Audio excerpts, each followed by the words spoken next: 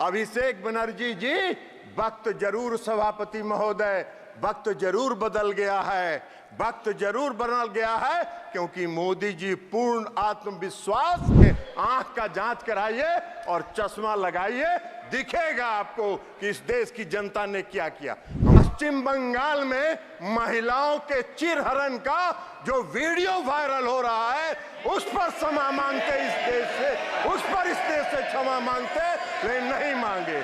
मोदी जी की सरकार का क्या संकल्प है उसको दर्शाने वाला बजट। और पिछले 3 दिन से जो चर्चा सदन में चल रही है, ऐसा लग रहा है कि बजट पर भाषण देने के बजाय नरेंद्र मोदी जी की आलोचना पर यह पूरा बजट भाषण चल रहा है। भाई बजट पर बोलिए। और पूरा विपक्ष का जो भाषण का जो टोन है वो यह दर्शाता है कि जैसे नरेंद्र मोदी जी का चेहरा इनको पसंद नहीं आ रहा हो, ये उससे नफरत कर रहे हैं। लेकिन अब अगर आप नफरत कर रहे हैं, आपको पसंद नहीं आ रहा है, तो क्या करिएगा? इस देश की जनता ने उनके चेहरे को पसंद किया और तीसरी बार उनको देश की सत्ता संभालने की जिम्मेवारी दी।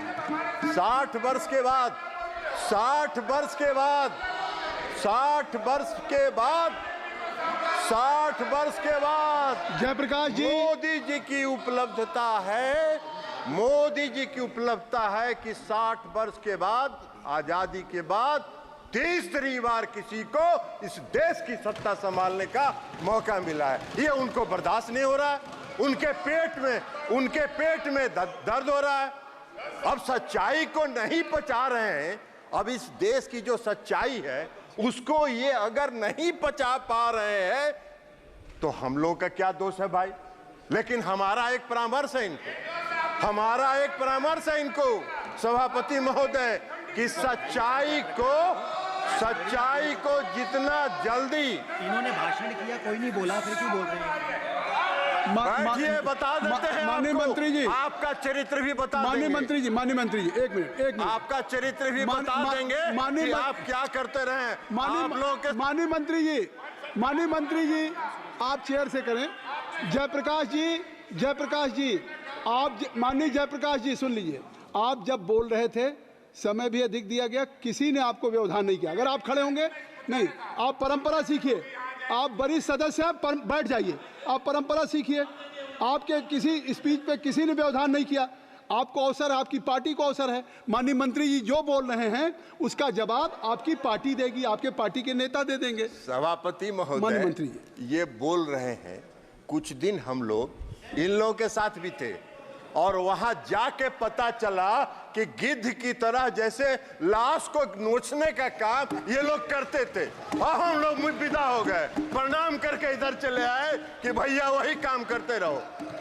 अंदर में गठबंधन के अंदर ये लोग लॉबी चलाते थे और लॉबी चला के कैसे किसका मतफटौल करावे इसकी योजना बनाते थे। हम लोगों ने प्रणाम किया, इधर चले आए। तो इसलिए छोड़ दीजिए, जरा हम आपको बता देते हैं। तो इसलिए आप इधर आप बोलिए। आप चेयर को सभापति महोदय, सच्चाई इनको सुनना नहीं है, आप ही का पसंद नहीं है। आप जो बोल रहे हैं वो रिकॉर्ड पे जा रहा है। किसी का और किसी भी माननीय अन्य सदस्य का बात रिकॉर्ड पे नहीं जा रही, केवल आपकी रिकॉर्ड। हम इनको बता रहे हैं सभापति महोदय कि जितना आप बैठिए। शौकत राय जी बैठ जाए। नहीं, जब आपको अवसर दूंगा तब आप बोलेंगे। आपको भी no point of order, please माननीय मंत्री। सभापति महोदय, इनको हम बता रहे हैं कि जितना जल्दी इस सच्चाई को पचा लीजिएगा उतना ही आपके मन को शांति मिलेगी, नहीं तो पूरा मन विचलित रहेगा आपका और 5 साल इसी तरह विचलित रहिएगा। 99 का आंकड़ा बड़ा खराब होता है सभापति महोदय। लूडो पता नहीं गौरव गोगोई जी और बाकी लोगों ने खेला है कि नहीं खेला है। लूडो खेल के 99 पर पहुंचते हैं और जब सांप काटता है तो 0 पर पहुंच जाते हैं। यही हाल है। तो इसलिए जरा इनको मन की शांति को जितना जल्दी ये शांत कर ले और देश की सच्चाई को जितना जल्दी ये स्वीकार करेंगे उतना ही इनके लिए चैन मिलेगा, इनको भी चैन मिलेगा और देश को भी चैन मिलेगा। और इस देश में जो नरेंद्र मोदी जी ने आत्मनिर्भर बनाने का जो काम प्रारंभ किया है वो आगे बढ़ता रहेगा, उसमें व्यवधान ये नहीं डालने का प्रयास करें।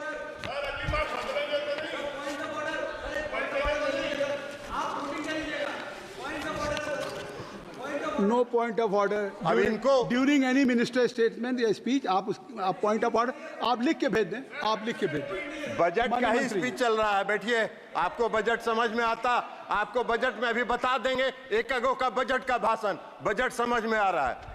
तीसरे कार्यकाल का जो पहला बजट आया अब इनको नहीं दिखाई पड़ रहा है, इनका एक एजेंडा रहता था, बेरोजगारी है इस देश में, रोजगार पर चर्चा नहीं हो रही है। इस पहले बजट में 4.1 करोड़ रुपए 1 करोड़ लोगों के रोजगार सृजन की चर्चा है, वो इनको दिखाई नहीं पड़ रहा है, वो इनको दिखाई पड़ेगा भी नहीं, क्योंकि मन तो इनका विचलित है, मन इनका अशांत है, तो वो कहां से दिखाई पड़ेगा इनको।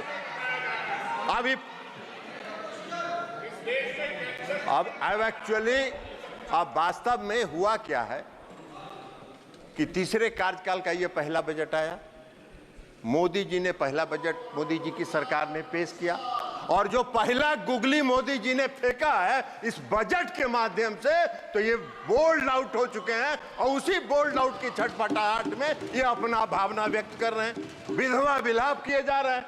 अरे विधवा विलाप करने से क्या होगा? सच्चाई यही है कि देश के प्रधानमंत्री नरेंद्र मोदी जी हैं और पूर्ण बहुमत के साथ हैं, इस सच्चाई को स्वीकार करिए। और अभी तो शुरुआत हुआ है, अभी तो शुरुआत हुआ है, तो पहला साल है, अभी 5 साल देखिए, 5 साल के बाद मैदान में कहीं नजर नहीं आइएगा, वही होगा कि 99 पर सांप काटेगा और 0 पर पहुंचिएगा, यही होने वाला है। कई लोगों ने, कई पार्टियों ने चर्चा की, कई पार्टियों ने चर्चा की, कहा कि 2 राज्यों को खुश करने की बात हुई। अरे भाई, 2 राज्य को सरकार बचाने के लिए कई बात, सरकार बचाने की कौन सी बात? ये प्री पोल अलायंस है और हमारा हो या तेलुगु देशम पार्टी का हो, प्री पोल अलायंस है और यह अलायंस फेविकोल से सटा हुआ है। आपके साथ भी रह के आपका चरित्र भी देख चुके हैं, गिद्ध की तरह आप लोग नोचते हैं, सत्ता मिला नहीं कि कैसे सत्ता को घींचते रहे, ये काम करते रहे आप लोग। हम लोगों ने प्रणाम किया और चल दिए। इसलिए आज जेडीयू हो या टीडीपी हो, सत्ता के साथ प्री पोल अलायंस में हम लोग सरकार में आए और प्री पोल अलायंस 5 साल का पूर्ण बहुमत मिला है। आप क्लीन बोल्ड हो चुके हैं, चिंता मत करिए। सभापति महोदय, सभापति महोदय, सभापति महोदय, हम पर अभिषेक बनर्जी जी का भाषण पढ़ रहे थे। अच्छा विभाग, आपको ये सब यही काम तो करते रहे आज तक आप लोग, आप लोग यही काम करते रहे। आप चेयर पर गिद्ध के तरह कैसे नोचना है, ये सब नहीं होता है यहाँ, आराम करिए आप। महोदय, हम अभिषेक बनर्जी जी का भाषण पढ़ रहे थे। अभिषेक बनर्जी जी ने भाषण दिया और कहा कि मोदी जी का 4 जून 2024 को जो पहली सरकार बनी, rejected the people of India, which was rejected by people of India. वाह रे भाई, आपके ज्ञान का हमको प्रशंसा करना होगा कि पूर्ण बहुमत की सरकार, आप कह रहे हैं कि rejected by the peoples of India. वाह, पूर्ण बहुमत नहीं दिखता है इनको। अरे सच्चाई को अभिषेक बनर्जी जी स्वीकार करना चाहिए। इन्होंने कहा क्या भाषण में? वक्त बदल गया है, वक्त बदल गया है। हाँ अभिषेक बनर्जी जी, वक्त जरूर, सभापति महोदय, वक्त जरूर बदल गया है, वक्त जरूर बदल गया है, क्योंकि मोदी जी पूर्ण आत्मविश्वास और दृढ़ संकल्प के साथ तीसरे कार्यकाल में आत्मनिर्भर भारत बनाने की ओर चल चुके हैं। इसलिए वक्त बदल गया है। आपको दिखाई नहीं देता है तो उसमें हम क्या करें? आंख का जांच कराइए और चश्मा लगाइए, दिखेगा आपको कि इस देश की जनता ने क्या किया। हमको आशा करते थे, हम उम्मीद करते थे कि अभिषेक बनर्जी जी जब भाषण दे रहे थे तो वो कहते कि पश्चिम बंगाल में महिलाओं के चिरहरण का जो वीडियो वायरल हो रहा है उस पर क्षमा मांगते, इस देश से उस पर इस देश से क्षमा मांगते, लेकिन नहीं मांगे, नहीं मांगेंगे, नहीं मांगेंगे, क्योंकि पश्चिम बंगाल में वो जैसे चिरहरण हो रहा है, महिलाओं पर अत्याचार हो रहा है और जो आम लोगों पर अत्याचार हो रहा है वो उनको नहीं दिखता है। अभी इसी सदन में अभी बता रहे जयप्रकाश जी, अरे जयप्रकाश जी बैठ जाइए, एक मिनट आपको बता रहे हैं। माननीय मंत्री जी आप चेयर को एड्रेस करें। सभापति महोदय, सभापति महोदय, इसी सदन में अधीर रंजन चौधरी जी ने अपने मन का भड़ास और मन का तकलीफ कई बार सदन के पटल पर उतारा। दिशा की मीटिंग नहीं हुई 5 साल तक, दिशा की मीटिंग नहीं होने दी पश्चिम बंगाल की सरकार ने। और लोकतंत्र की बात करते हैं, इनको क्या अधिकार है लोकतंत्र की बात करने का? इनको कौन सा हक है लोकतंत्र की बात करने का? कृपया रिकॉर्ड में है। माननीय सदस्य ने जो नाम लिया है, गौरव, माननीय सदस्य ने जो नाम लिया है वो रिकॉर्ड में नहीं जाएगा, रिकॉर्ड में नहीं जाएगा। जो माननीय सदस्य ने नाम लिया है, I think so you should have patience to hear me, you must have patience to hear me. जो नाम उन्होंने माननीय सदस्य का लिया है वो रिकॉर्ड में नहीं जाएगा। मैंने भी लिया। अरे गौरव, आप बैठिए। अरे गौरव गोगोई जी, आप इधर बोलिए चेयर से, आप नाम मत लीजिए। आप माननीय मंत्री जी। सभापति महोदय, माननीय सदस्य गौरव गोगोई जी को नहीं, वो भी थे यहाँ, वो इस सदन में प्रेजेंट थे जब अधीर रंजन चौधरी नहीं, उनका नाम मत लीजिए, वो सदन के सदस्य नहीं, ठीक है, इसलिए मैं नाम ठीक है।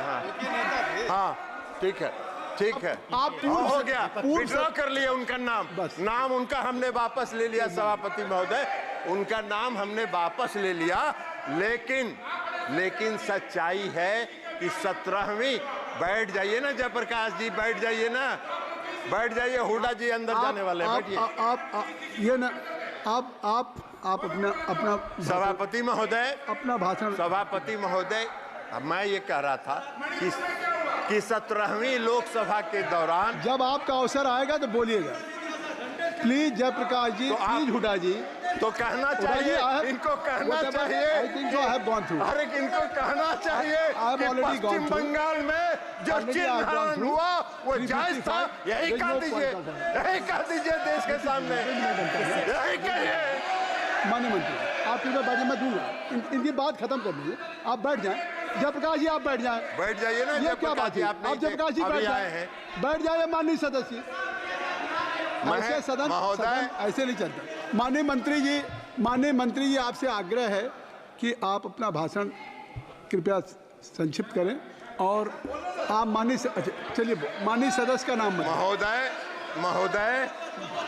महोदय मैं नाम नहीं ले रहा हूं, मैंने नाम वापस ले लिया, नाम हमने विड्रॉ कर लिया। अब हम ये कह रहे हैं कि 17वीं लोकसभा में उस समय माननीय विरोधी दल के नेता और सबसे बड़े पार्टी के जो नेता थे, उन्होंने सदन के अंदर कई बार अपनी पीड़ा का इजहार किया कि उनके क्षेत्र में दिशा की बैठक होने नहीं दी जा रही है और गौरव गोगोई जी बैठे हुए थे, गौरव गोगोई जी उसके गवाह हैं। जयप्रकाश जी तो उसमें थे नहीं, ये कहां से जानेंगे? तो इसलिए गौरव गोगोई जी के सामने पीड़ा हुई। एगो सीट कांग्रेस को दिया, कांग्रेस ने दिया नहीं, एक कांग्रेस एक को सब। अब उसके बाद भी लगे हुए हैं, तो लगे रहिए मुन्ना भाई, कुछ न कुछ तो मिलेगा। लेकिन 99 वाला भी खतरा है, सांप का अगर काटा तो 0 पर आइएगा। लेकिन लगे रहिए, क्या करिएगा। और पूरा भाषण हमने शैलजा जी का भी सुना, शैलजा जी का भी भाषण हमने पूरा सुना। और शैलजा जी का भाषण हमने सुना, वो पूरा हरियाणा केंद्रित है। अरे ये देश का बजट है, हरियाणा का बजट थोड़े है। जयप्रकाश जी भी अभी बोल रहे थे पूरा हरियाणा केंद्रित। अरे देश का बजट है भैया, देश पर बोलो, देश बस देश। और नरेंद्र मोदी जी पूरे देश को आगे बढ़ाना चाहते हैं। ये उनका संकल्प है, ये उनका आत्मविश्वास है। इसलिए मैं समझ दूंगा, मैंने कहा है, अब मैं दूंगा। आप बैठ जाइए जयप्रकाश जी डिक्टेट नहीं कर सकते सदन में, आप बैठ जाएं। मैंने हुड्डा जी को कह दिया, रूलिंग दे दिया, आप बैठ जाइए। अब अध्यक्ष महोदय, सभापति महोदय, वित्त मंत्री का आप बैठ जाएं, कृपया आप सब लोग बैठ जाएं। तो हमने ये कहा कि पूरे 3 दिन तक ये बजट पर कम बोलते रहे। देश के प्रधानमंत्री आदरणीय नरेंद्र मोदी जी का चेहरा इनको पसंद नहीं था, तो इसलिए उनकी आलोचना में ये पूरा 3 दिन इन्होंने बिताया। अब बजट में जो प्रावधान है उसको इनको दिखाई ही नहीं पड़ा, वो देखना भी नहीं चाहते, इसलिए कि ये तो पीड़ा में है, अंदर से कष्ट में है, विचलित है। तो मन जब विचलित रहता है तो सच अच्छी बात दिखाई नहीं पड़ती है, इसलिए कह रहे हैं इनको। बजट के भाषण में, वित्त मंत्री जी के बजट के भाषण में साफ लिखा है कि 9 प्राथमिकताओं के संबंध में प्रयासों की परिकल्पना की गई है। और वो 9 प्रयास देश को आत्मनिर्भर भारत बनाने की दिशा में ले जाएगा, ये इस बजट में है। ये उनको दिखा नहीं। पहला क्या है? कृषि में उत्पादकता और अनुकूलता, रोजगार और कौशल प्रशिक्षण, समावेशी मानव संसाधन विकास और सामाजिक न्याय, विनिर्माण और सेवाएं, ऊर्जा सुरक्षा, अवसंरचना, नवाचार, अनुसंधान और विकास, और अगली पीढ़ी के सुधार। तो प्रधानमंत्री नरेंद्र मोदी जी तो अभी की पीढ़ी के अलावा अगली पीढ़ी तक भी सोच रहे हैं। इनको ये दिखाई नहीं पड़ रहा है। तो अब ये दिखाई नहीं पड़ रहा है तो इसमें हमारा क्या दोष है? आपका मन विचलित है। हम भगवान से प्रार्थना करते हैं कि आपके मन को जल्दी शांति प्रदान करे, मन के आत्मा को जल्दी से विचलापन खत्म हो, ताकि आप उससे बाहर निकलिए और देश की कल्पना के बारे में सोचिए। इनको दिखाई नहीं पड़ रहा है कि रक्षा के क्षेत्र में माननीय वित्त मंत्री जी जो बजट पेश किया गया है उसमें 4.54 लाख करोड़ रुपए का प्रावधान किया गया है। ये इनको तो दिख नहीं रहा। ये पूरा देश के लिए है, ये देश की रक्षा और सुरक्षा के लिए है। इनको ये नहीं दिख रहा है कि ग्रामीण विकास के क्षेत्र में 2.65 लाख करोड़ रुपए का प्रावधान किया गया है, वो इनको दिखेगा नहीं। इनको नहीं दिखेगा कि कृषि को अभी चर्चा कर रहे थे माननीय सदस्य श्री सभापति महोदय जयप्रकाश जी, कह रहे थे कृषि का बड़ा नुकसान हो रहा है। अरे कृषि के क्षेत्र में 1.52 लाख करोड़ रुपए का प्रावधान इस बजट में किया गया है, वो आपको नहीं दिख रहा है। शिक्षा के क्षेत्र में 1.25 लाख करोड़ का प्रावधान किया गया है, वो इनको नहीं दिख रहा है। स्वास्थ्य, सूचना एवं प्रौद्योगिकी के क्षेत्र में 1.16 लाख करोड़ का प्रावधान किया गया है, वो इनको दिख नहीं रहा है, इनकी नजर से ओझल हो रहा है। इनको दिख रहा है तो सिर्फ मोदी जी का चेहरा दिख रहा है, और मोदी जी का चेहरा देख के ये भड़क जा रहे हैं। साहब बात देख नहीं रहे, लेकिन भड़किएगा तो क्या करिएगा, देश की जनता को वही चेहरा पसंद है, तो इसलिए वो चेहरा आगे बढ़ रहा है। ऊर्जा के क्षेत्र में, समाज कल्याण के क्षेत्र में और कॉमर्स और इंडस्ट्रीज के क्षेत्र में जो प्रावधान इस बजट में है वो इनको देख नहीं रहा। तो इनको दो बात दिख रहा है। एक बात मोदी जी का चेहरा जो इनको पसंद नहीं है, तो उसमें देश की जनता उनको पसंद करती है। आपके पसंदगी नापसंदगी का कोई अर्थ नहीं है। आप जितना जल्दी उसको स्वीकार कर लीजिए और मोदी जी का चेहरा पसंद करने लगिएगा, उतनी ही जल्दी आपके मन को शांति मिलेगी, ये हम आपको कह रहे हैं। और दूसरा, इनको दिख रहा है बिहार और आंध्र प्रदेश। अरे भैया, ये जो पूरा बता दिए, इसमें बिहार और आंध्र प्रदेश आता है क्या? पूरा बिहार और आंध्र प्रदेश आता है क्या? पूरे देश के विकास के लिए मोदी जी संकल्पित हैं। मोदी जी की सरकार संकल्पित है। आत्मनिर्भर भारत बनाने की दिशा में आगे बढ़ रहे हैं, आगे बढ़ते रहेंगे। पूरी आत्मविश्वास, इच्छा शक्ति और दृढ़ संकल्प के साथ आगे बढ़ रहे हैं, और इसलिए इस बजट का हम समर्थन करते हुए अपनी बात समाप्त करते हैं। बहुत बहुत धन्यवाद। धन्यवाद। माननीय दीपेंद्र हुड्डा जी, माननीय दीपेंद्र हुड्डा जी, जब आप पहली बार खड़े हुए, मैंने कहा कि माननीय मंत्री जी का भाषण हो जाए, मैं आपको दूंगा अवसर। इसके बावजूद भी लगातार व्यवधान हुआ। नहीं, अब आप मुझसे डिस्कशन मत करिए। आपने एक बात उठाई, मैं उसका पहले जवाब दे दूं पूरे सदन के लिए। भविष्य में अगर चेयर से आपको इस बात का आश्वासन मिल रहा है कि नहीं, जयप्रकाश जी आगे तक चले आए, हाउस के बेल तक नाम लेंगे, तो आपको अवसर मिला था, आप भी नाम ले रहे हैं।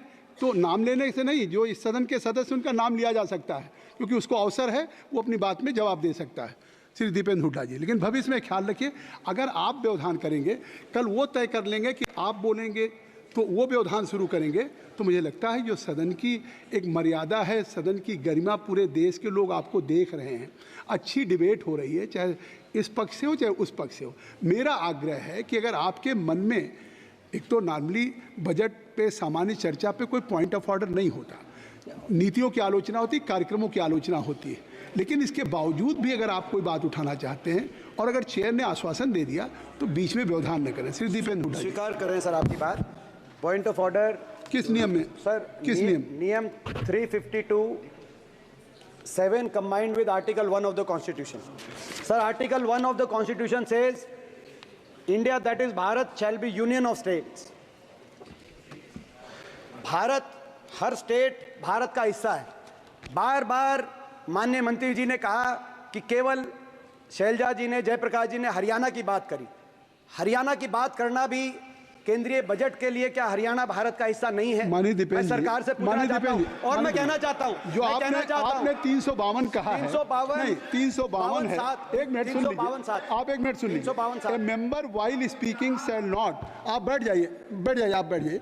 ए member while speaking shall not refer to any matter of fact on which a judicial decision is pending. No, that is उन्होंने अगर माननीय शैलजा जी के, सर 352(7) आप गलत पढ़ रहे हैं सर। 352(1) नहीं सर, 352(7) मैं पढ़ता हूँ, एक मिनट, आप उसका साथ मैं 7 भी पढ़ता हूँ, लेकिन आप सीनियर हैं, वरिष्ठ हैं, इसमें कोई जुडिशियल नहीं है पेंडिंग सर। हरियाणा भारत का हिस्सा है। नहीं, हरियाणा को अगर यूनियन बजट में भूल दिया जाएगा, अगर आप भूल जाओगे तो हरियाणा के लोग भी 3 महीने के बाद वोट देना भूल जाएंगे। 352(7) हाँ, देख लीजिए सर। 352(7), 352, ये हमारा माइक बंद हो गया सर। चलिए दीपेंद्र हुड्डा जी, चलिए। 352(7) sir, 352(7) combined with Article 1 of the Constitution. 352(7) कहता है sir, a member while speaking shall not utter treasonable, seditious or defamatory words. Sir, Haryana को भारत का हिस्सा ना मानना, ये कोई डिफेमेटरी भी है, सेडिशियस भी है। इसमें आपकी सरकार हरियाणा को भारत का हिस्सा कैसे नहीं मान सकती? मैं आदेश दे रहा हूं, आप बिहार, कोई पॉइंट ऑफ ऑर्डर नहीं है, कृपया आप कर लीजिए। Shri Harendra Singh Malik, there is no point of order. I have already heard you.